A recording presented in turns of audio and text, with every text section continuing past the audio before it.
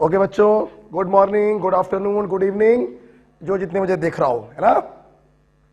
तो कल हम लोगों ने रिएक्शन मैकेनिज्म में लेक्चर 1 और लेक्चर 2 आपने देख लिया था। लेक्चर 1 जो था वो क्लीवेज पे खत्म हुआ था और लेक्चर 2 जो था उसमें हम लोगों ने इंडक्टिव इफेक्ट पढ़ा था, राइट। आज हम लोग इंडक्टिव इफेक्ट हम लोगों ने खत्म कर लिया था और मैंने इंडक्टिव इफेक्ट में आप लोगों को एसिडिक स्ट्रेंथ के बारे में बताया था, बेसिक स्ट्रेंथ ऑफ एमीन के बारे में बताया था, कार्बोकेटायन और कार्बन आयन की स्टेबिलिटी के बारे में बताया था, ठीक है। पहला इलेक्ट्रॉनिक डिस्प्लेसमेंट इंडक्टिव इफेक्ट था जो खत्म हो गया था, जो परमानेंट इफेक्ट था, हमेशा रिएक्शन को फेवर भी कर सकता है तो कभी रिएक्शन को अपोज भी कर सकता है। अब इंडक्टिव इफेक्ट के बाद बेटा हमारा दूसरा टॉपिक है, that is electromeric effect.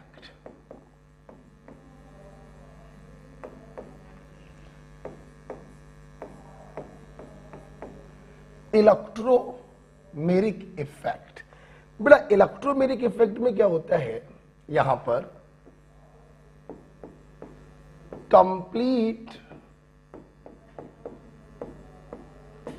Complete transfer of pi electron.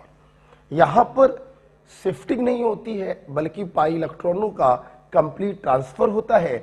इसका मतलब इलेक्ट्रोमेरिक इफेक्ट वही मॉलिक्यूल शो करेंगे जिनके पास पाई बॉन्ड हो, जैसे एल्कीन, एल्काइन, एल्डिहाइड और ketone, right. Next point, it is a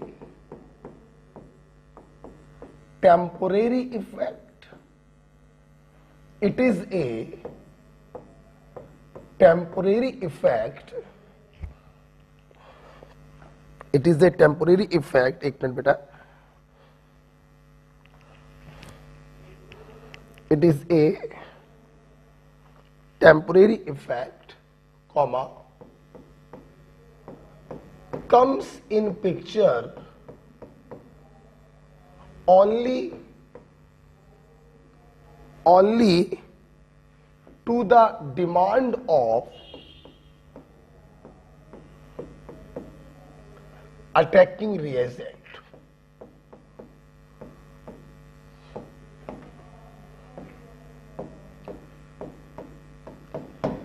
ये जो बड़ा इलेक्ट्रोमेरिक इफेक्ट होता है ये टेम्परेरी इफेक्ट होता है और ये पिक्चर में सिर्फ तब आता है जब कोई रिएजेंट अटैक करने आता है।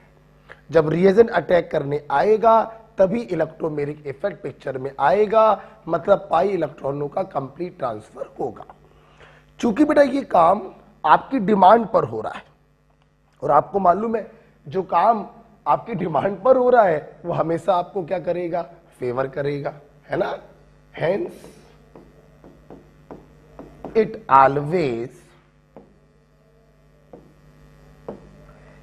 always favor the reaction.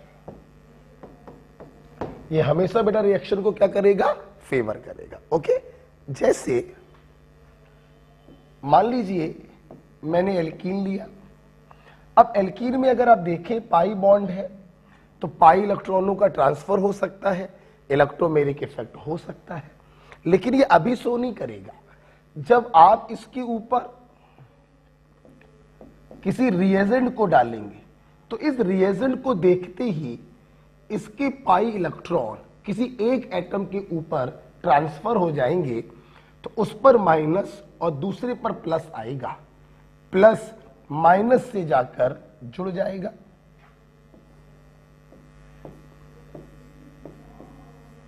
Plus minus से जाकर जुड़ जाएगा, आपका प्रोडक्ट आपके सामने होगा। क्लियर। इस पे ट्रांसफर किया, इस पे माइनस, इस पे प्लस, माइनस पे प्लस जाके जुड़ गया, इसका प्लस एज इट इज बना रहा। This complete transfer to the demand of attacking reagent is called electromeric effect, right. मान लीजिए आप कार्बोनिल कंपाउंड ले लीजिए,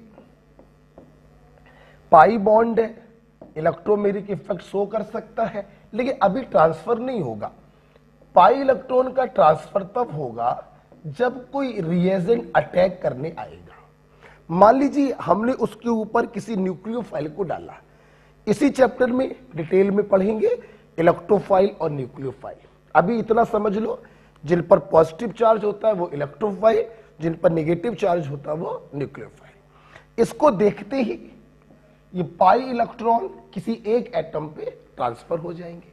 अच्छा भाई, यहां पर बेटा दोनों एटम सेम थे, तो पाई इलेक्ट्रॉन का ट्रांसफर आप किसी भी डायरेक्शन में करा सकते थे, लेकिन यहां पे दोनों एटम डिफरेंट है, तो ट्रांसफर हमेशा मोर इलेक्ट्रोनेगेटिव एटम के ऊपर होगा, राइट। इस पे माइनस, इस पे प्लस, प्लस से माइनस जाके जुड़ जाएगा, और ये देखिए प्लस से माइनस जाके जुड़ गया, ये आपका प्रोडक्ट बन गया। तो this is called electromeric effect. जैसे इंडक्टिव इफेक्ट होता है प्लस आई माइनस आई, वैसे ये भी होता है, कोई मतलब नहीं है, ना किसी चीज की जरूरत है। ओके, मैं इतना ही बता के छोड़ देता हूं। वैसे ये प्लस ही होता है और ये माइनस ही होता है। जिस पर इलेक्ट्रॉन ट्रांसफर हो उसी पर अटैकिंग रिएजेंट ऐड हो तो इसे कहते हैं प्लस ई इफेक्ट। जरूरत नहीं थी। और जिस पर इलेक्ट्रॉन ट्रांसफर हो उसके बगल वाले पर रिएजेंट ऐड हो तो इसे हम लोग कहते हैं माइनस ई इफेक्ट। ओके, चल आफ्टर बेटा इलेक्ट्रोमेरिक इफेक्ट एक छोटा सा टॉपिक था। यहां पे कंप्लीट ट्रांसफर होता है, टेम्परेरी इफेक्ट होता है, रिएक्शन को हमेशा फेवर करता है। ओके, इसके बाद बेटा हम लोग पढ़ने जा रहे हैं रिजोनेंस, राइट। ये हटाना चाहेंगे। देखिए बेटा, अब हम लोग एक बहुत ही अच्छे टॉपिक पर आ गए हैं, रिजोनेंस और कंजुगेशन और mesomeric effect.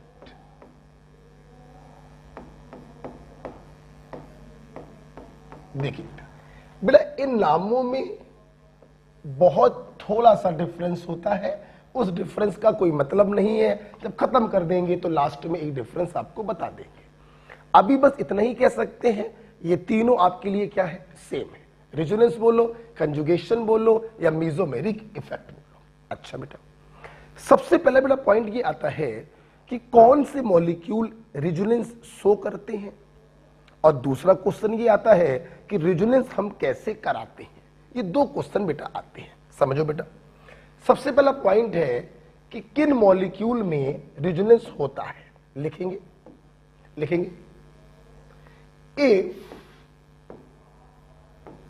if all properties of a molecule, if all properties of a molecule are not explained by its one structure, then it is said that molecule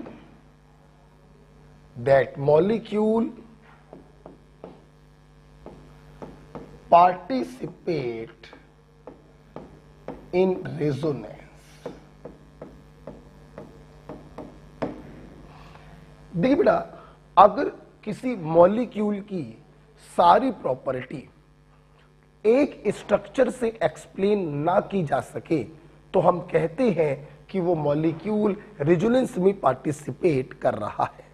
जैसे लिखना नहीं है, जैसे मान लो मैंने बेंजीन का ये स्ट्रक्चर बनाया, ये स्ट्रक्चर ये कह रहा है कि 3 बॉन्ड डबल हैं और 3 बॉन्ड सिंगल है, मतलब 3 बॉन्ड छोटे होंगे और 3 बॉन्ड लंबे होंगे। लेकिन वास्तविकता यह है कि बेंजीन में सारे बॉन्ड जो होते हैं वो बराबर होते हैं, सिंगल से थोड़े छोटे और डबल से थोड़े बड़े। मतलब ये अकेला स्ट्रक्चर बेंजीन की इस प्रॉपर्टी को एक्सप्लेन नहीं कर पा रहा है, हमें एक स्ट्रक्चर और बनाना पड़ेगा, समथिंग लाइक दिस। और इन दोनों स्ट्रक्चर को देखकर हमें अंदाजा होगा कि एक्चुअली में बेंजीन में ना कोई बॉन्ड प्योर डबल है, ना कोई बॉन्ड प्योर सिंगल है, they are in between double and single, बोले तो पार्शियल डबल।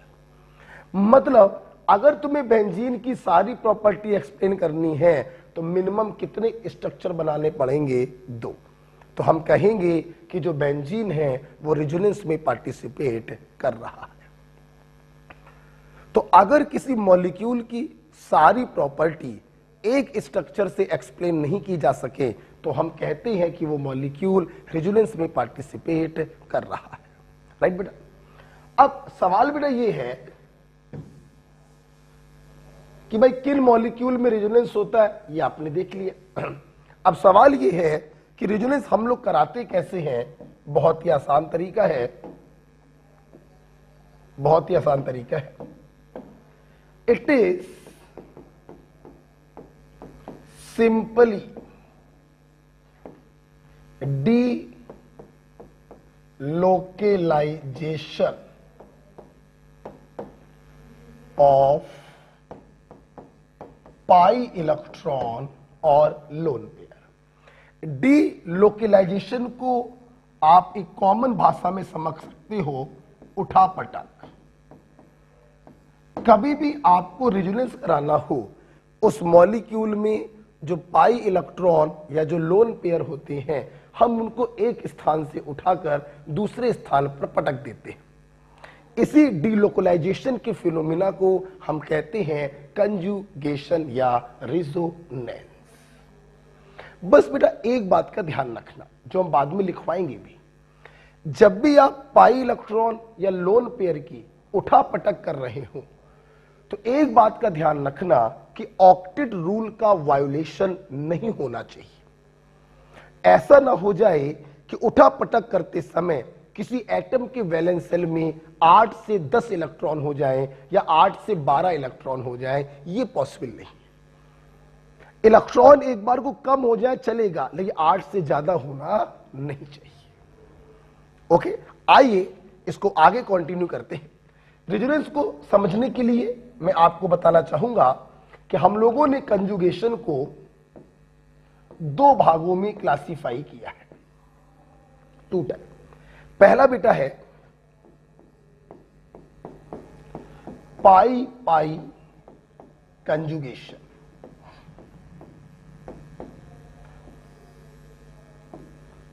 पहला बेटा है पाई पाई कंजुगेशन। ये कंजुगेशन कब होगा? लिखेंगे when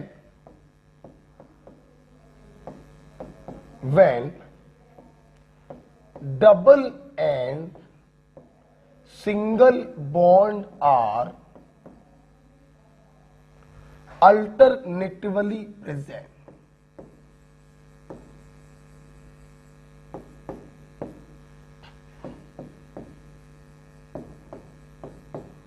जब डबल और सिंगल बॉन्ड अल्टरनेट फैशन में बेटा लगे होते हैं तो हम कहते हैं कि उस मॉलिक्यूल में पाई पाई कंजुगेशन उपस्थित है।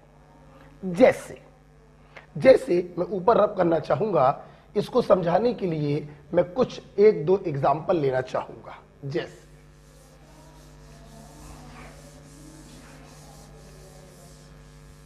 जैसे मान लो बेटा मैंने एग्जाम्पल लिया,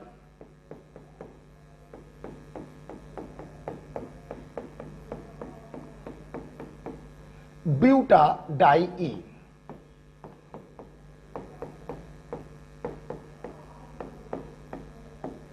समझना बेटा, double single double alternate single और डबल बॉन्ड उपस्थित है, मतलब यहां पर पाई पाई कंजुगेशन होगा। इसको आराम से समझ लीजिए, आगे सब समझ में आपको आ जाएगा। ठीक है, देखिए हमने क्या किया, हमें भाई पाई इलेक्ट्रॉनों की उठापटक करानी थी। देखिए हमने क्या किया, इस पाई इलेक्ट्रॉन को बगल वाले सिग्मा पे पटका। बेटा पटकने का बेटा मतलब ये है कि ये दोनों पाई इलेक्ट्रॉन हमने यहां पर भेज दिए। कहने का मतलब ये बॉन्ड डबल से हो जाएगा सिंगल और ये बॉन्ड सिंगल से हो जाएगा डबल। समझना मेरी बात। जब आपने इसको उठा के यहां पे पटका तो इस पर कोई फर्क नहीं पड़ा। पहले इसने पाई बॉन्ड इस तरफ बनाया था, अब पाई बॉन्ड इस तरफ बना देगा, लेकिन इस पर फर्क पड़ गया क्योंकि इसका जो एक इलेक्ट्रॉन था वो इससे चला गया, तो इस पर चार्ज क्या आ गया? पॉजिटिव। इसमें कोई प्रॉब्लम नहीं। डबल हो गया सिंगल, सिंगल हो गया डबल, इस पर कोई फर्क नहीं पड़ा। इसका जो एक इलेक्ट्रॉन यहां पर साझे में था वो इलेक्ट्रॉन चला गया, तो इस पर चार्ज आ गया पॉजिटिव। लेकिन बेटा जब आपने इसको यहां पे पटका, डीलोकलाइजेशन कराया, तो रेजोनेंस तो बेटा हो गया, लेकिन प्रॉब्लम बेटा ये आ गई, जब आपने इसको यहां पे डीलोकलाइज किया तो ये जो कार्बन है ये टेट्रावैलेंट से पेंटावैलेंट हो गया। इसमें देखो बेटा ऑक्टेट रूल एक्सपेंड हो रहा है। ऑक्टेट रूल का वायलेशन हो जाएगा। 1 2 3 4 बॉन्ड ये बना चुका है। अगर इसको आप यहां पे पटक दोगे तो 5 बॉन्ड हो जाएंगे, जो पॉसिबल नहीं है। इसलिए इस कार्बन को वापस से टेट्रावैलेंट करने के लिए हमने इस पाई इलेक्ट्रॉन को इस चौथे कार्बन पे ट्रांसफर करा दिया। देखिए बेटा क्या हुआ, क्या बनेगा इसका रेजोनेटिंग स्ट्रक्चर, जरा देखेंगे सब लोग। डबल हो गया सिंगल, सिंगल हो गया डबल, डबल हो गया सिंगल। इसके इलेक्ट्रॉन चले गए, इस पे चार्ज आ गया पॉजिटिव, और इस पर एक्स्ट्रा इलेक्ट्रॉन आ गए, इस पे चार्ज आ गया नेगेटिव। ओके बेटा, तो इस प्रकार से देखिए वो और ये दो रेजोनेटिंग स्ट्रक्चर बन गए। तो फिर से बेटा देखेंगे एक बार। पाई इलेक्ट्रॉन को उठा के बगल वाले सिग्मा पे पटका, ये कार्बन आपका भड़बड़ाने लगा। भड़बड़ाने का मतलब इसका ऑक्टेट एक्सपेंड हो रहा है, जो पॉसिबल नहीं है क्योंकि 8 से ज्यादा इलेक्ट्रॉन अपन को करने नहीं होते हैं। तो हमने इसको क्या किया, इसके ऊपर ट्रांसफर कर दिया। अब जानते हो मैं ये क्यों बोलता हूं कि ऑक्टेट रूल का उल्लंघन नहीं होना चाहिए। आप लोग पढ़ रहे हैं organic chemistry, organic compound, compound of carbon. Carbon belong to second period, D orbital नहीं होता, 8 से ज्यादा इलेक्ट्रॉन को एकोमोडेट नहीं कर सकता। इसलिए बेटा ऑक्टेट रूल का उल्लंघन नहीं होना चाहिए। ओके बेटा, अच्छा सुना पहले मेरी बात। ये जो दो स्ट्रक्चर आपने बनाए ये बेटा कहलाते हैं रेजोनेटिंग स्ट्रक्चर। रेजोनेटिंग स्ट्रक्चर 1 और रेजोनेटिंग स्ट्रक्चर 2, इनका कोई भी रियल एग्जिस्टेंस नहीं होता। No real existence. ये बेटा हाइपोथेटिकल होते हैं।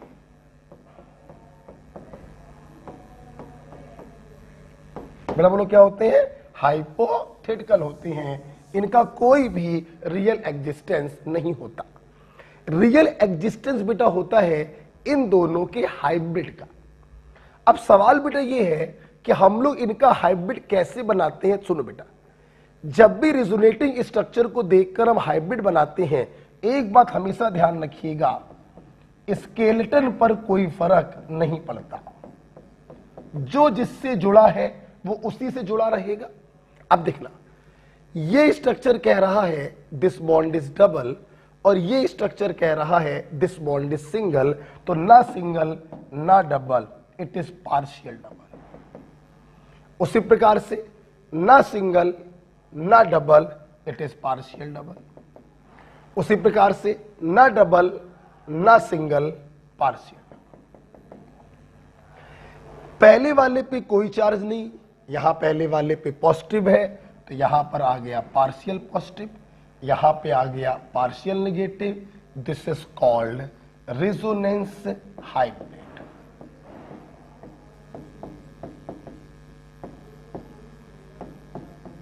एक्चुअल स्ट्रक्चर, और ये एक्चुअल स्ट्रक्चर चीख चीख के कह रहा है कि all bond are equivalent, partial double.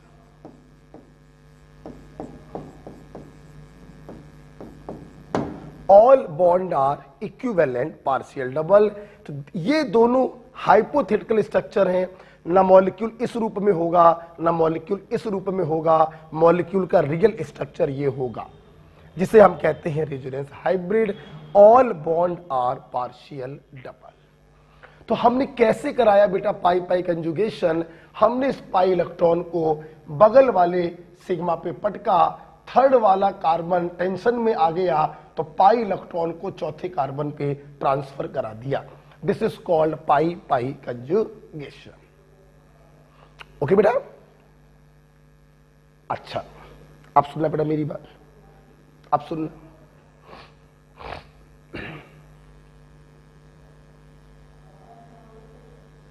आगे बढ़े, ठीक है? इसको आराम से लिख लीजिएगा। ये पहला एग्जाम्पल हमने डील किया है पाई पाई कंजुगेशन के लिए। अब हम अगला एग्जाम्पल लेने जा रहे हैं, उससे आप कुछ और सीखेंगे। जरा देखिएगा, हटाते हैं इसको। जरा अगला एग्जाम्पल देखिए बेटा। अगला एग्जाम्पल बेटा मैंने ये ले लिया,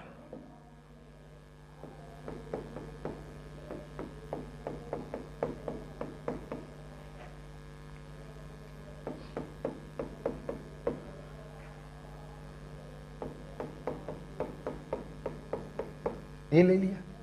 आप देख सकते हैं double single double single double pi pi conjugation आपको दिखाई पड़ रहा है। अच्छा, देखा बेटा, आपने पाई इलेक्ट्रॉन को बगल वाले सिग्मा पे पटका, इस पे प्लस आ गया, ये डबल से सिंगल हो गया, ये सिंगल से डबल। जैसे ये सिंगल से डबल हुआ ये कार्बन भड़बड़ाने लगा। तो इसके पहले वाले एग्जाम्पल में आपने क्या किया था? आपने इस पाई को इस कार्बन पे ट्रांसफर करा दिया था जिससे इस पर निगेटिव आ गया। समझना बेटा, आप करने को ये कर सकते हो, इस पाई को आप यहां पे ट्रांसफर करा दो, इस पे निगेटिव आ जाएगा और फिर ये निगेटिव फर्दर कंजुगेशन में पार्टिसिपेट करेगा। करने को कर सकते हो कि पहले इसको यहां ट्रांसफर करो, फिर निगेटिव आएगा, निगेटिव को आगे ले जाओ। लेकिन मेरा कहना अपने बच्चों से ये है कि जब इस पाई को इस पे ट्रांसफर करा था हमने इसके पहले वाले एग्जांपल, अगर आप इसमें ध्यान से देखें तो ये कंजुगेशन फर्दर एक्सटेंड हो रहा है, डबल सिंगल डबल। जब कंजुगेशन बेटा फर्दर एक्सटेंड हो रहा है तो हम इसको ट्रांसफर क्यों कर रहे हैं? हम सीधे इसको यहां पे पटके और जब ये भड़बड़ाए तो इसको अपन ने इसके ऊपर ट्रांसफर कर दिया, क्योंकि इसके आगे कंजुगेशन एक्सटेंड नहीं हो रहा है। तो इसकी भड़बड़ाहट को कम करने के लिए हमें इस पाई को इसके ऊपर ट्रांसफर करना ही पड़ेगा। मैंने क्या बताया फिर समझ लीजिए।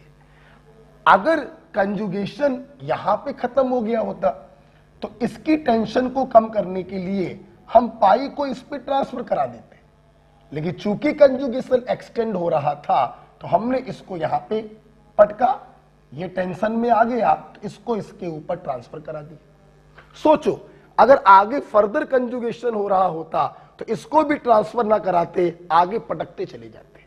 तो इस प्रकार से देखिए आपने इसका रेजोनेटिव स्ट्रक्चर क्या बनाया, जगह कम पड़ेगी, मैं ऐसे बना दे रहा हूं,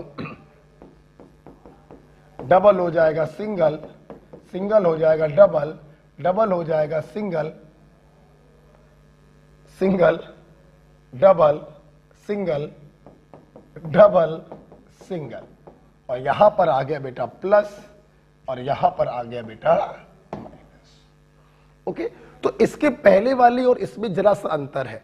कंजुगेशन जहां पर समाप्त हो तो पाई इलेक्ट्रॉन को लास्ट एटम के ऊपर ट्रांसफर कर दो, और अगर एक्सटेंड हो रहा है तो पाई को बगल वाले सिग्मा पे पटकते चले जाओ, आगे बढ़ते चले जाओ। ओके बेटा, क्या इसका रेजोनेंस हाइब्रिड मेरे को बनाकर दिखाने की जरूरत है? उम्मीद करते समझ गए होंगे। 1 2 3 4 5 6 कार्बन,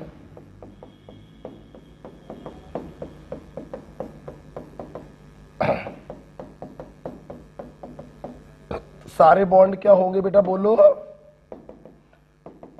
पार्शियल डबल होंगे, इस पे पार्शियल नेगेटिव होगा, इस पे पार्शियल पॉजिटिव होगा। क्लियर? ओके बेटा, अगर सीधे हम इसको बना लें, वैसे तो अगर देखा जाए तो इस प्रकार से बना सकते हैं और सारे बॉन्ड क्या होंगे, पार्शियल डबल होंगे। ठीक है बेटा।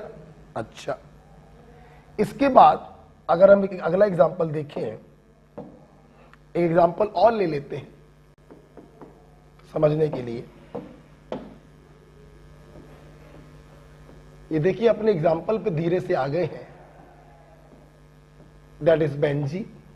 ठीक है, आप लोगों को दिखाई तो पड़ ही रहा होगा, इसमें भी पाई पाई कंजुगेशन है, इसमें भी पाई पाई कंजुगेशन है, double single double single double single. हमने क्या किया, इस पाई को बगल वाले सिग्मा पे पटका, आप समझ गए होंगे ये कार्बन टेंशन में आ गया। आप लोग बताइएगा अगर समझ में आया था तो हम इस पाई को इस चौथे कार्बन पे ट्रांसफर करें या बगल वाले सिग्मा पे पटके, बताओ। तो अगर ये पाई बॉन्ड ना होता तो इसको हम इस कार्बन पे ट्रांसफर कर देते, क्योंकि कंजुगेशन आगे जा रहा है तो हमने इसको बगल वाले सिग्मा पे पटका, ये वाला कार्बन टेंशन में आ गया तो इसको मैंने इस कार्बन पे पटका, ये टेंशन में आ गया तो इसको आप पटकी चुके थे। तो अगर ध्यान से देखें,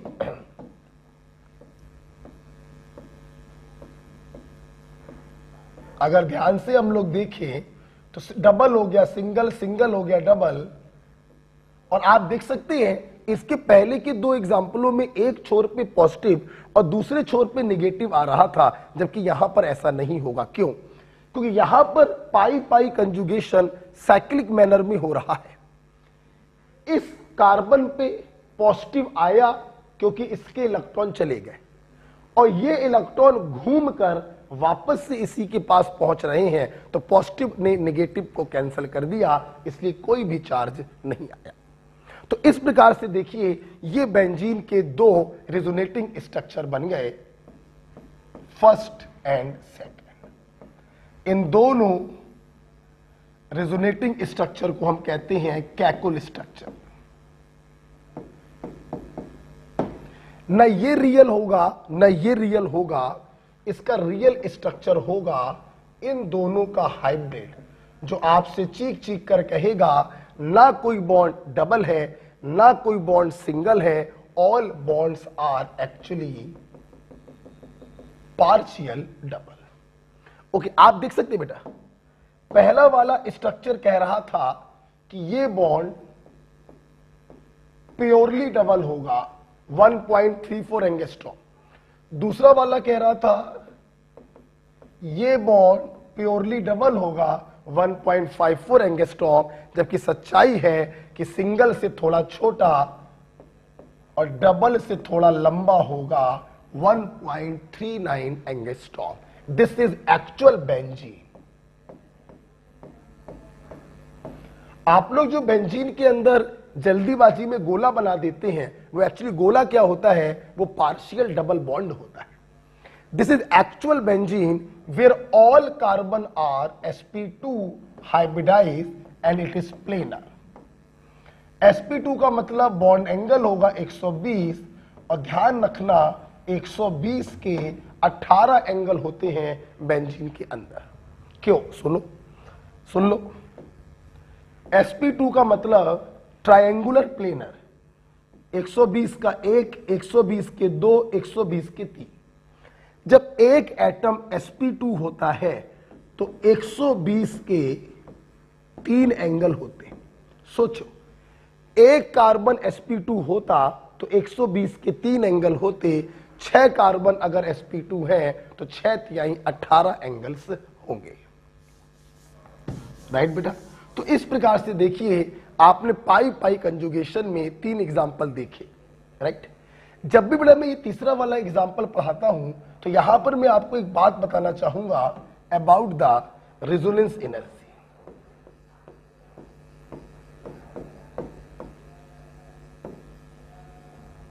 resonance energy, what is resonance energy?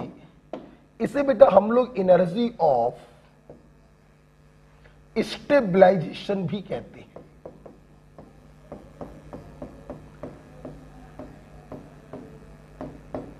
इसे बेटा हम लोग एनर्जी ऑफ स्टेबलाइजेशन भी कहते हैं। क्यों कहते हैं बेटा?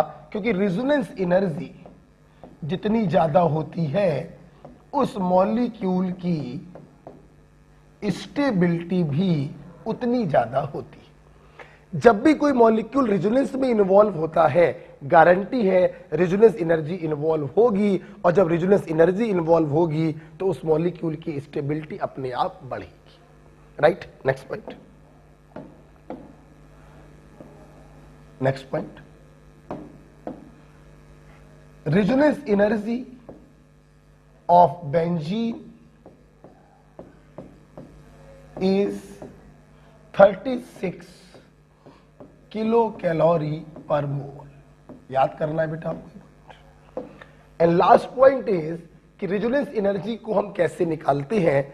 मेरे पास जगह नहीं है, आप यहां पे लिखिएगा, आप यहां पे लिखिएगा, मैं उसको हटा रहा हूं। What is resonance energy? आप लिखेंगे it is difference of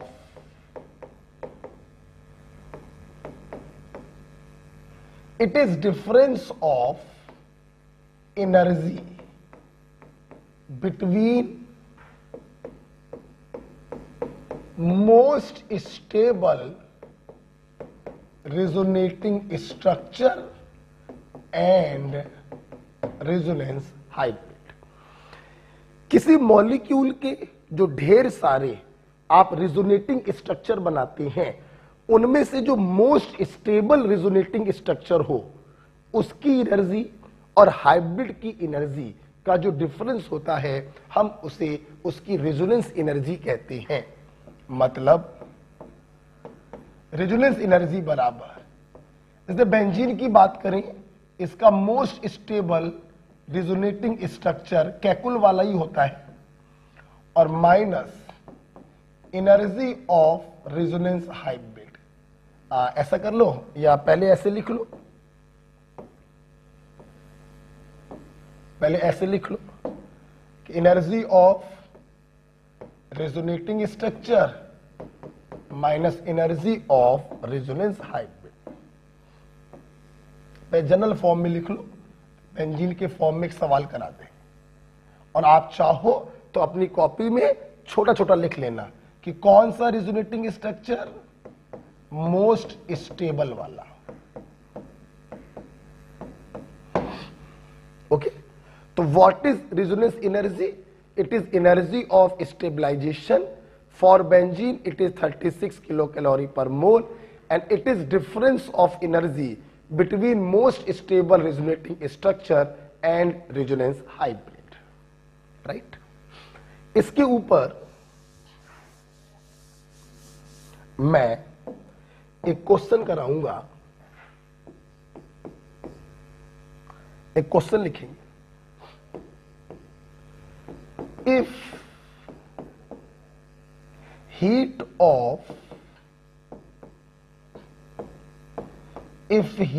of hydrogenation of benzene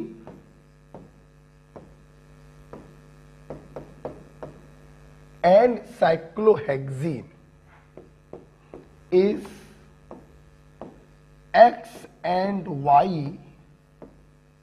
kilojoule per mole, then calculate resonance energy of benzene। ठीक है, देखिए बेटा, हीट ऑफ हाइड्रोजनेशन का यहां पर मतलब एनर्जी से ही है। आपको उन्होंने बेंजीन का एनर्जी दिया, बेटा बेंजीन मतलब रेजोनेटिंग स्ट्रक्चर या resonance hybrid, it is resonance hybrid. Right, आपसे उन्होंने पूछा कि बताइए रेजोनेंस एनर्जी क्या हो, तो इसमें कोई संदेह नहीं है कि भाई रेजोनेंस एनर्जी बराबर होगा energy of resonating structure, that is Kekule structure, minus energy of resonance hybrid. अब देखिए बेंजीन का एनर्जी उन्होंने दे दिया है X, तो इसके स्थान पर तो आपने रख दिया x।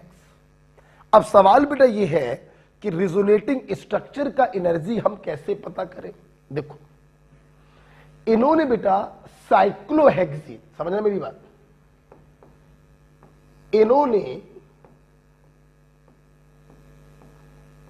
साइक्लोहेक्सीन का इंटरनल एनर्जी दिया है y। सोचो एक पाई बॉन्ड के कारण अगर हीट ऑफ हाइड्रोजनेशन y है तो 3 पाई बॉन्ड के कारण हीट ऑफ हाइड्रोजनेशन 3y होगा। मतलब रिजोनेटिंग स्ट्रक्चर का एनर्जी आ जाएगा 3y। तो इसलिए what is the resonance energy, it is 3y minus x। This is your answer. Okay बेटा, तो रेजोनेंस हाइब्रिड का मतलब है बेंजीन और रिजोनेटिंग स्ट्रक्चर का मतलब है कैकुल वाला जिसमें 3 पाई बॉन्ड हो। एक पाई बॉन्ड का हीट ऑफ हाइड्रोजनेशन अगर y है तो 3 पाई बॉन्ड का होगा 3y। तो रेजोनेंस एनर्जी बेटा कितना हो गया 3y minus y, 3y minus x। Okay बेटा, तो इस प्रकार से आप लोगों ने पाई पाई कंजुगेशन को पढ़ा। जब आप इतना पढ़ लें आप वीडियो को कम से कम 5 मिनट के लिए पॉज करेंगे और जो मैंने आपको पढ़ाया है उसके स्ट्रक्चर आप अपने हाथ से बनाएंगे। ऐसे ऐसे पटक पटक के आप उसको बनाएंगे और सोचेंगे। राइट?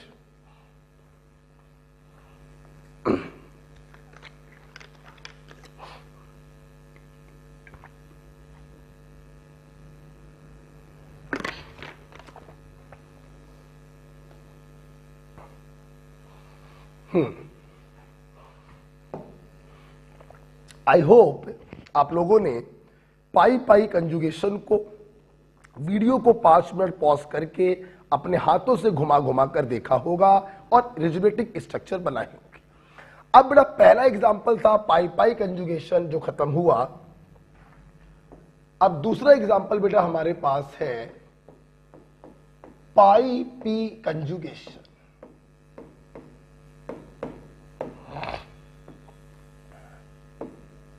देखिए बेटा पाई पी कंजुगेशन किसे कहते हैं समझिएगा। सबसे पहले आपको इसकी एक बेसिक कंडीशन बता दें, समझना।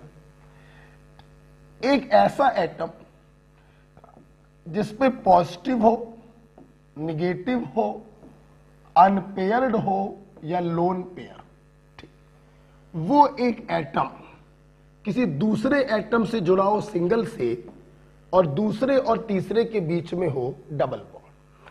अगर ये कंडीशन कहीं पे दिखाई पड़े तो हम उसे कहते हैं पाई पी कंजुगेशन। कुछ मत करना बच्चों, सिंपल, डबल को कर देना सिंगल, सिंगल को कर देना डबल, और ये सारा टीम झाम पहले से उठाकर तीसरे पे पटक देना। This is called pi P conjugation. Okay, सुनते रहना बेटा। यहां से आपको यह भी समझ में आना चाहिए कि पाई पी कंजुगेशन एक्चुअली में 4 प्रकार का है। Pi bond carbocation conjugation, pi bond carbanion conjugation, pi bond free radical conjugation और pi bond lone pair conjugation. तो ये कंजुगेशन एक्चुअली में 4 प्रकार का है। चारों में एक समानता है कि एक एटम दूसरे जुड़ा होगा सिंगल से, दूसरे और तीसरे के बीच में होगा डबल बॉन्ड। डबल कर देना सिंगल, सिंगल कर देना डबल, और ये सारी चीजें पहले से पहुंच जाएंगी तीसरे के पास। ओके, अच्छा सुनना बेटा, ये एक सिंपलेस्ट तरीका हो गया पाई पी को करने का। कि अगर तुम कॉन्फिडेंस अपना बढ़ाना चाहते हो तो जैसे मैंने पाई पाई को समझाया कि कैसे इलेक्ट्रॉनों को उठा के पटक रहे हैं, कैसे ऑक्टेट रूल का वायलेशन हो रहा है, कैसे फिर से उठा के पटक रहे हैं, ये करना बहुत जरूरी है। तो आपके कॉन्फिडेंस को बढ़ाने के लिए हम इसको आगे लेकर जा रहे हैं। आइए बेटा 1 बाय 1 हम लोग सारे पढ़ेंगे। पहला,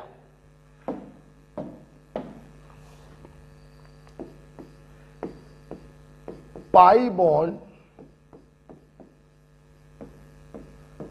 कार्बोकैटायन कंजुगेशन।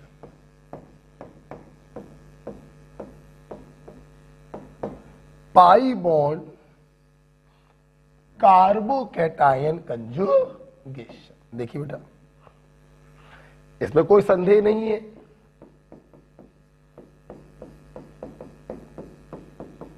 ये होगा एक एटम जिसपे पॉजिटिव चार्ज, दूसरे जुड़ा सिंगल से, दूसरे और तीसरे के बीच में डबल बॉन्ड। डबल हो जाएगा सिंगल, सिंगल हो जाएगा डबल, चार्ज पहले से चला जाएगा तीसरे के पास। इसमें तो कोई संदेह नहीं।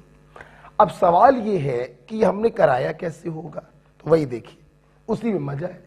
हमने कुछ नहीं किया, हमने इस पाई इलेक्ट्रॉन को यहां से उठाकर कार्बोकैटायन वाले सिग्मा पे पटक दिया। जैसे उठा के पटका, जैसे उठा पटक किया आपने, वैसे हमने बोला कि रेजोनेंस हो गया। सवाल यह है, जब पाई पाई कंजुगेशन में आपने ऐसे पटका था तो बगल वाला कार्बन टेंशन में आ गया था। लेकिन आप जरा यहां पर देखिए, जब आपने इसको यहां पे पटका तो क्या ये कार्बन टेंशन में आया? नहीं आया। क्यों? देखिए, इस समय ये कार्बन ट्राईवैलेंट है। अगर इसको यहां पे पटकोगे, ये डबल कर दोगे तो ये टेट्रावैलेंट हो जाएगा, और टेट्रावैलेंट का मतलब होता है 4 दूनी 8 इलेक्ट्रॉन। ऑक्टेट रूल पर कोई फर्क नहीं पड़ा। यस, जब भी बेटा पाई बॉन्ड कार्बोकैटायन कंजुगेशन कराना होता है, हम सिंपल इस पाई इलेक्ट्रॉन को बगल वाले सिग्मा पे ट्रांसफर कर देते हैं। देखिए क्या हुआ, डबल हो जाएगा सिंगल, सिंगल हो जाएगा डबल, और जब आपने इसको इधर पटका तो इसके इलेक्ट्रॉन चले गए, इस पर आ गया पॉजिटिव, और इस पर एक्स्ट्रा इलेक्ट्रॉन पहुंच गए तो इसका पॉजिटिव खत्म हो गया। फिर देखिए भाई, यहां पे 2 इलेक्ट्रॉन थे कि नहीं थे? एक इसका था, एक इसका था। दोनों इलेक्ट्रॉन यहां चले गए तो इसका इलेक्ट्रॉन तो इसी के पास है, लेकिन इसका इलेक्ट्रॉन चला गया तो इस पे आ गया पॉजिटिव, और इसका इलेक्ट्रॉन किसके पास गया? इसके पास गया, तो इसका पॉजिटिव क्या हो गया? खत्म हो गया। ओके, तो इस प्रकार से हमारे बच्चे अगर कॉन्फिडेंस करना चाहते हैं तो ऐसी उठा पटक करना सीखें तो कॉन्फिडेंस लेवल बहुत बढ़ेगा। This is pi bond carbocation conjugation. Resonance hybrid उम्मीद करते हैं आप बना लेंगे। दोनों बॉन्डों को कर दीजिएगा पार्शियल डबल, और किनारे वाले कार्बन्स पे पार्शियल पॉजिटिव चार्ज आ जाएगा। ओके, तो pi bond carbocation conjugation. Clear? जैसे जैसे इसी को समझाने के लिए आइए एग्जांपल और लेते हैं। ठीक है, एक और लेते हैं, हटाए इसको। पाई बॉन्ड कार्बोकैटायन कंजुगेशन, एक एटम जिसपे पॉजिटिव चार्ज, दूसरे जुड़ा है सिंगल से, दूसरे और तीसरे के बीच में डबल बॉन्ड। डबल हो जाएगा सिंगल, सिंगल हो जाएगा डबल, चार्ज पहले से चला जाएगा तीसरे के पास। ओके, जैसे मान लीजिए इसी के ऊपर एग्जांपल और लेते हैं समझने के लिए।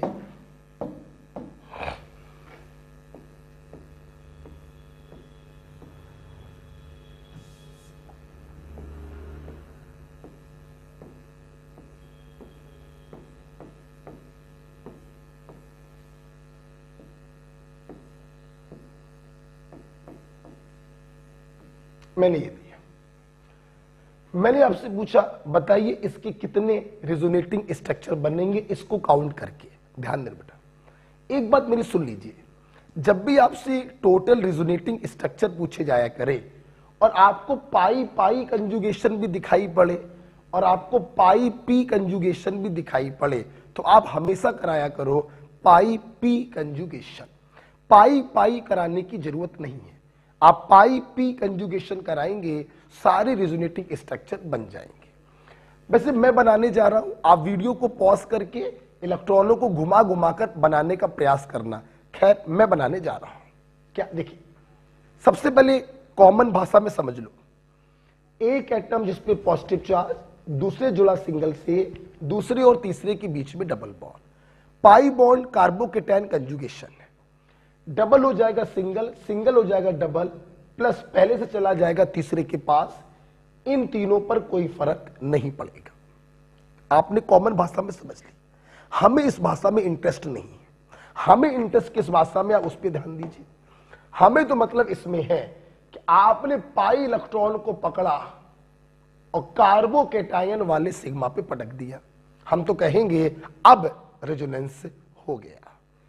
इन तीनों पर कोई फर्क नहीं पड़ेगा। बच्चों, क्योंकि 4-5 स्ट्रक्चर इसके बनेंगे तो हम बीच में डिस्टर्ब ना हो, तो मैं सभी का स्केलेटन बना ले रहा हूं। आप लोग भी बना लिया करो स्केलेटन, ताकि बार बार समय खराब ना हो।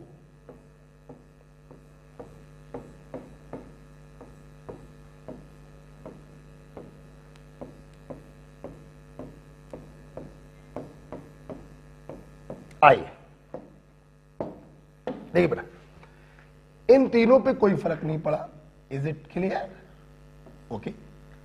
ये डबल से सिंगल, ये सिंगल से डबल। ओके, चार्ज आ गया यहां। इज इट क्लियर बेटा? अच्छा, अगेन देखो, एक एटम जिसपे पॉजिटिव चार्ज, दूसरे जोड़ा सिंगल से, दूसरे और तीसरे के बीच में डबल। फिर से पाई बॉन्ड कार्बोकेटायन कंजुगेशन है, लेकिन मुझे उसमें कोई इंटरेस्ट नहीं है। मुझे इंटरेस्ट क्या है? हमने इस पाई को पकड़ा और कार्बोकेटायन वाले सिग्मा पर पटक दिया। क्लियर? पटको बेटा। इन तीनों पे कोई फर्क नहीं पड़ेगा। इस पे कोई फर्क नहीं, इस पे कोई फर्क नहीं, और इस पे कोई फर्क नहीं। ये डबल से सिंगल हो जाएगा, वो सिंगल से डबल हो जाएगा, और इसके इलेक्ट्रॉन चले गए, इस पर पॉजिटिव चार्ज आ जाएगा। बोलो हाँ या ना? इसका इलेक्ट्रॉन चला गया, उस पर एक्स्ट्रा इलेक्ट्रॉन आ गया। आगे बढ़े। एक एटम जिसपे पॉजिटिव चार्ज, दूसरे जोड़ा सिंगल से, दूसरे और तीसरे में डबल बॉन्ड। फिर से पाई बॉन्ड कार्बोकेटायन कंजुगेशन है, मुझे इसमें इंटरेस्ट नहीं। मुझे इसको यहां से उठाकर यहां पे पटकने में ज्यादा इंटरेस्ट है। ना इस पे कोई फर्क, ना इस पे कोई फर्क, ना इस पे कोई फर्क। ये हो जाएगा डबल, और चार्ज आ गया यहां पर। अब जरा मेरे छात्र ध्यान से देखें। जब यहां पे पॉजिटिव आया तो दो कंडीशन बन रही। ये राइट में भी जाकर डिलोकलाइज हो सकता है, और ये ऊपर भी जाकर डिलोकलाइज हो सकता है। मतलब यहां से आगे जाने पर दो रास्ते मिल रहे हैं।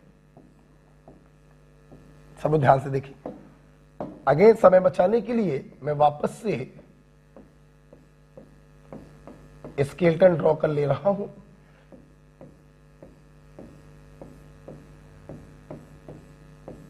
देखो बेटा, इन दोनों पे कोई फर्क नहीं। ओके, सुनना। अगर ये ऊपर गया, मतलब इसको आपने यहां पटका, इस पे कोई फर्क नहीं। आपने इसको यहां पटका, तो ये हो गया डबल, ये सिंगल, और चार्ज यहां आ गया। Is it clear? मतलब आप इसको ऊपर ले गए।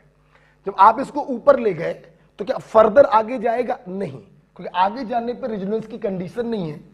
एक एटम जिसपे पॉजिटिव चार्ज, दूसरे जोड़ा सिंगल से, दूसरे और तीसरे फिर से सिंगल आ गया, तो फर्दर आगे कोई रेजोनेंस नहीं होगा। और वापस जाने का मतलब नहीं है, वरना वापस से पुराने वाले स्ट्रक्चर बनने लगेंगे।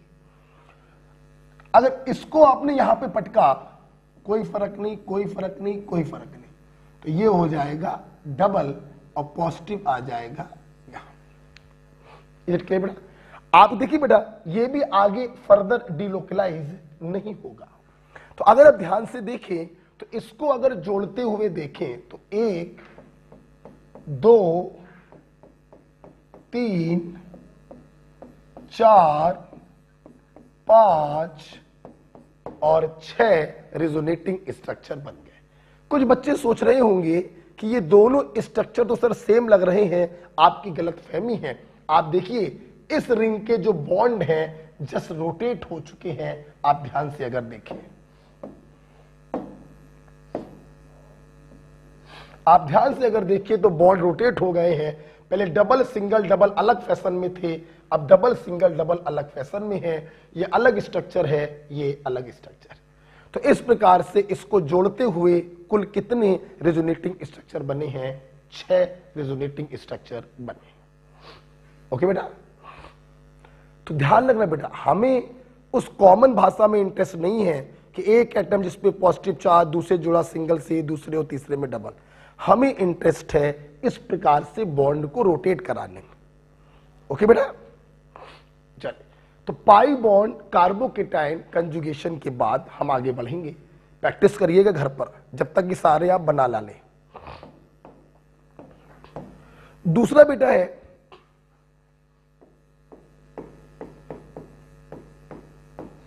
पाई बॉन्ड फ्री रेडिकल कंजुगेशन। देखिए, pi bond free radical condition बेटा फिर से वही होगी,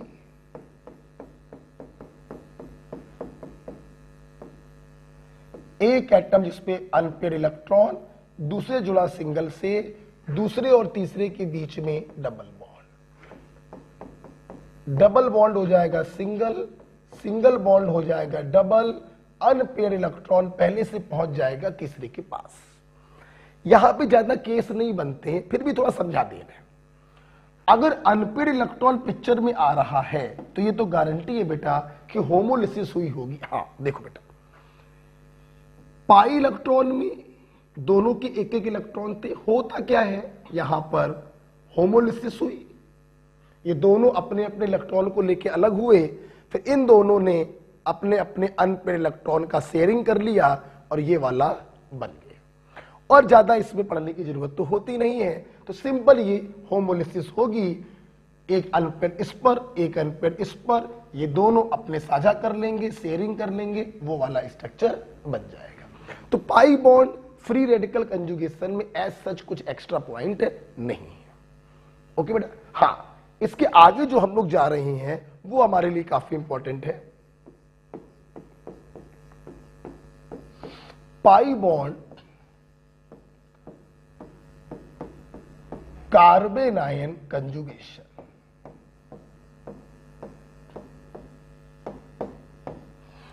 पाई bond carbon ion conjugation condition वही है, एक एटम जिस पर नेगेटिव चार्ज, दूसरे जुड़ा सिंगल से, दूसरे और तीसरे के बीच में डबल बॉन्ड, क्या होगा, क्या होगा, डबल हो जाएगा सिंगल, सिंगल हो जाएगा डबल, चार्ज पहले से पहुंच जाएगा तीसरे के पास। ये एक कॉमन तरीके से आपने किया, हम लोग को लेकिन कॉमन तरीके से नहीं करना, हम लोग को तो उठा पटक करके करना है। देखिए, इसके पास पाई इलेक्ट्रॉन भी है, नेगेटिव के रूप में लोन पेयर भी है। समझना, जब यहां पे प्लस था कार्बोकेटाइन में तो आपने पाई इलेक्ट्रॉन को डिलोकलाइज किया था। अब देखना, हमने नेगेटिव वाले इस लोन पेयर को सटे हुए सिग्मा पे डिलोकलाइज किया,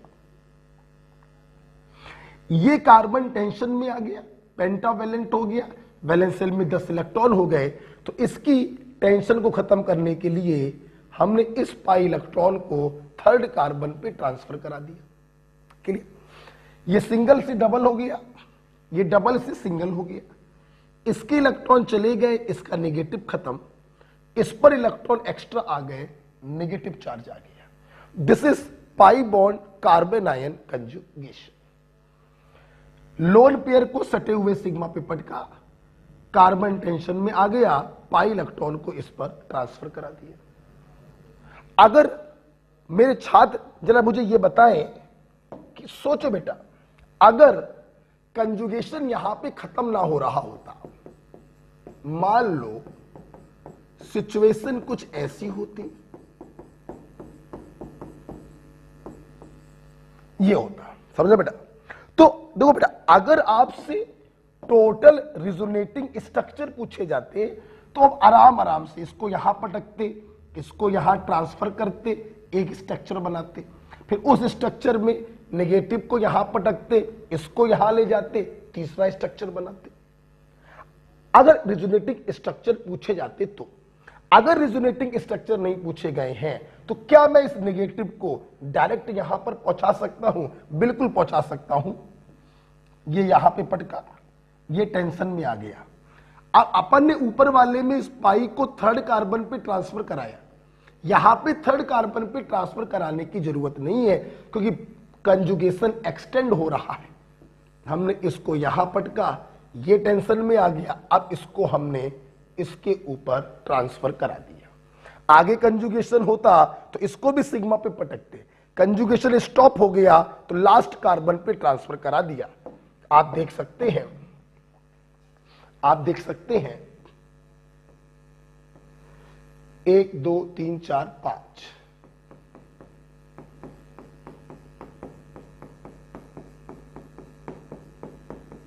देखिए सिंगल हो गया डबल, डबल हो गया सिंगल, सिंगल हो गया डबल, डबल हो गया सिंगल, इसका चार्ज खत्म और इस पर आ गया नेगेटिव। तो pi bond carbon ion conjugation. Okay बेटा,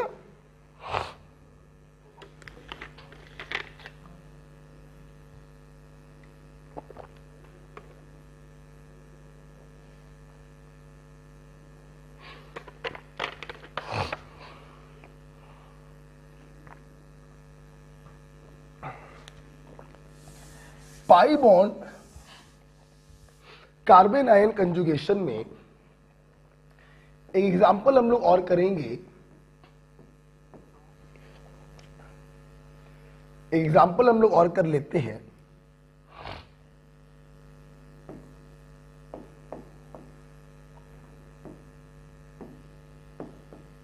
ठीक है, या आप लोग वीडियो को पॉज करके इसके सारे रिजोनेटिंग स्ट्रक्चर बनाइएगा। मैं फिर से बोलना चाहूंगा, जब रिजोनेटिंग स्ट्रक्चर पूछे जाए तो डायरेक्ट लास्ट तक नहीं पहुंचाते हैं, 1 बाय 1 आराम से काम करते हैं। वीडियो को पॉज करके इसको जोड़ते हुए सारे स्ट्रक्चर बनाइएगा। राइट, खैर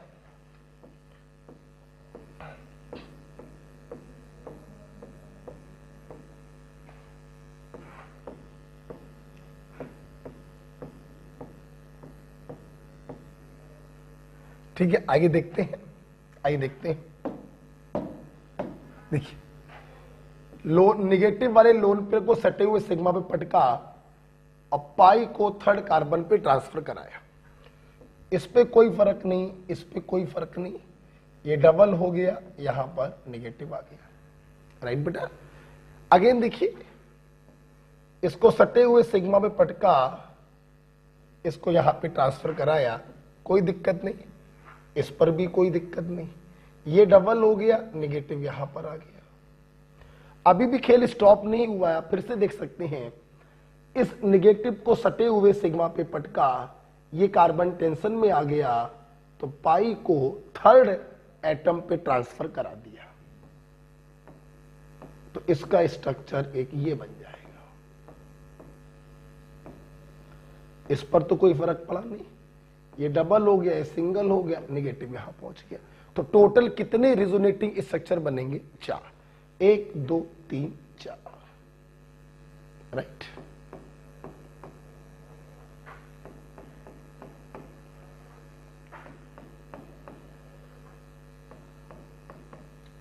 ओके। तो pi bond carbon ion conjugation. अच्छा बच्चों, एक बात बताओ, अगर टोटल रिजोनेटिंग स्ट्रक्चर हमसे ना पूछे जाते तो क्या मैं इस नेगेटिव को डायरेक्ट इस ऑक्सीजन पे नहीं पहुंचा सकता था? बिल्कुल पहुंचा सकता था। अगर आप लोगों ने ये लिख लिया हो तो मैं थोड़ा गंदा इसको गंदा करना चाहूंगा। अगर आपने लिख लिया हो, सुनना बेटा, सोचो, अगर बेटा हमें रिजोनेटिंग स्ट्रक्चर्स ना पूछे जाते तो इस नेगेटिव को मैं सीधे वहां पर पहुंचाता। ये यहां गया, ये बड़बड़ा गया, टेंशन में आ गया, इसको आपने इस पे ट्रांसफर कराया। चूंकि कंजुगेशन आगे एक्सटेंड हो रहा है तो मैंने इसको सिग्मा पे पटका, इसको इस सिग्मा पे पटका और अब इस पाई को इसके ऊपर ट्रांसफर करा दिया, तो ये स्ट्रक्चर डायरेक्ट उस स्ट्रक्चर में बदल गया। Okay, so this is about the pi bond carbon ion conjugation. Right बेटा, लास्ट बेटा पाई पी कंजुगेशन में लास्ट है pi bond lone pair conjugation.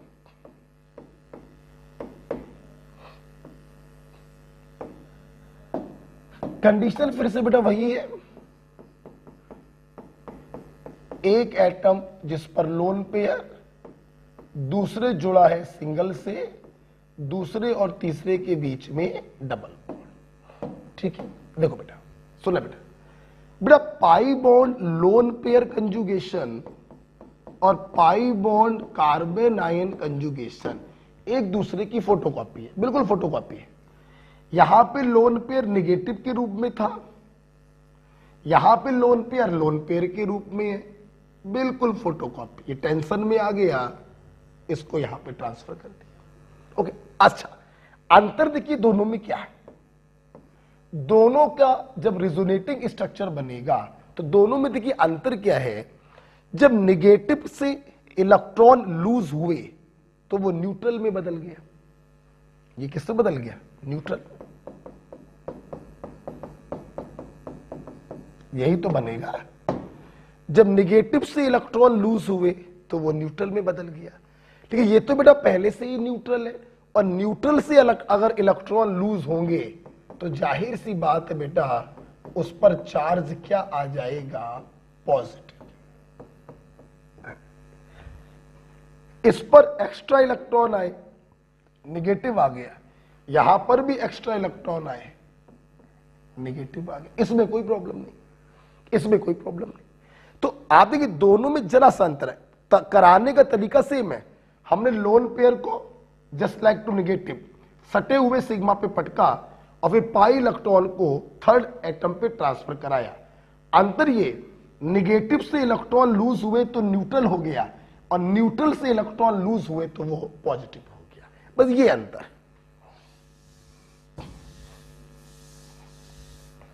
Okay बेटा, तो इस प्रकार से देखिए हम लोगों ने पाई बॉन्ड लोन पेयर कंजुगेशन क्या किया? खत्म किया। अच्छा बेटा सुना, बेटा मेरी बात सुना। पाई बॉन्ड लोन पेयर कंजुगेशन में मान लो हम आपसे कहें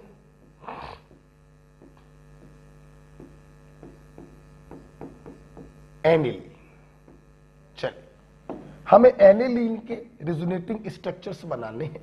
देखिए एक एटम जिस पे लोन पेयर, दूसरे जुड़ा सिंगल से, दूसरे और तीसरे के बीच में डबल बॉन्ड। लोन पेयर को सटे हुए सिग्मा पे पटका, सेकेंड एटम टेंशन में आ गया, पाई इलेक्ट्रॉन को थर्ड एटम पे ट्रांसफर करा दिया। राइट, स्केलेटन ड्रॉ कर लेता हूं थोड़ा समय बचाने के लिए।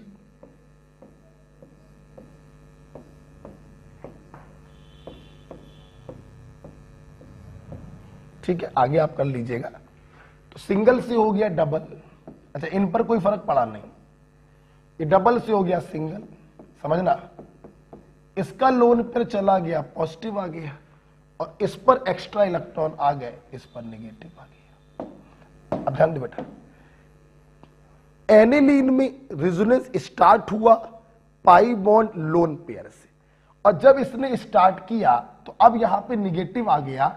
पाई बॉन्ड कार्बन आयन कंजुगेशन कराने का तरीका फिर से वही पुराना वाला है। लोन पेयर जो नेगेटिव के रूप में है लगे हुए सिग्मा पे पटकेंगे और पाई इलेक्ट्रॉन को थर्ड एटम पे ट्रांसफर करेंगे। इस पर कोई फर्क नहीं, इस पर कोई फर्क नहीं। ये सिंगल से हो जाएगा डबल, ये डबल से हो जाएगा सिंगल, नेगेटिव यहां पर आ जाएगा। आगे फिर से देखिए कंडीशन बन रही है, मैं स्केलेटन ड्रॉ कर ले रहा हूं, आप फिर से देखिए कंडीशन बन रही है। एक एटम जिस पे नेगेटिव चार्ज, दूसरे जुड़ा सिंगल से, दूसरे और तीसरे के बीच में डबल बॉन्ड, कराने का तरीका वही है।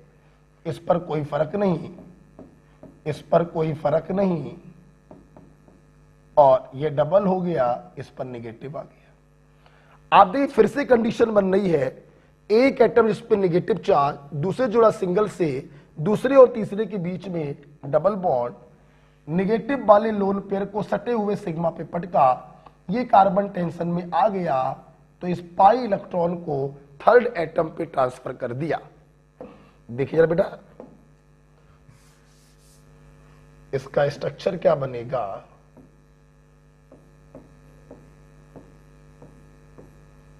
इन दोनों पे कोई फर्क नहीं पड़ेगा, ये हो जाएगा डबल, ये हो जाएगा सिंगल, समझना। इसका नेगेटिव खत्म, और जब ये नेगेटिव इस पर पहुंचेगा तो नेगेटिव पॉजिटिव को खत्म कर देगा और ये वापस से न्यूट्रल हो जाएगा। इस प्रकार से देखिए इसके कितने रिजोनेटिंग स्ट्रक्चर बन गए, 1 2 3 4 5। ध्यान रखिएगा, कुछ लोगों को लगता है पहला वाला और लास्ट वाला सेम है। भाई ये सेम कैसे हो गया? बेंजीन रिंग में कंजुगेशन हो चुका है, बॉन्ड रोटेट हो चुके हैं। तो first, second, third, fourth, fifth. Okay, इस प्रकार से बेटा आज आप लोगों ने सारे प्रकार के कंजुगेशन पढ़े। आज हम लोगों ने इलेक्ट्रोमेरिक इफेक्ट पढ़ा, रेजोनेंस कौन से मॉलिक्यूल शो करते हैं, कैसे कराया जाता है, ये कितने प्रकार के होते हैं, बॉन्ड रोटेशन करा करा कर हमने पूरा का पूरा रेजोनेंस यहां पर सीखा। आज आप समझिए कि रेजोनेंस का सिर्फ आगाज हुआ है। ये बहुत ही बड़ा टॉपिक है, बहुत ही ब्रॉड टॉपिक है, बहुत सारे एप्लीकेशन है बच्चों रेजोनेंस में। कल जब आप लोग इसके आगे का लेक्चर देखने आएंगे तो आपको जितने भी मैंने केस कराए हैं आपको घर पर खूब प्रैक्टिस करनी है, ऐसे ऐसे करके खूब प्रैक्टिस करनी। ओके, तो आज की क्लास बच्चों यहीं पर रुकते हैं। अगली क्लास में हम लोग पढ़ेंगे कंट्रीब्यूशन ऑफ रेजोनेटिंग स्ट्रक्चर और कुछ बातें हम लोग अगले क्लास में पढ़ेंगे। ओके ओके बेटा, थैंक यू।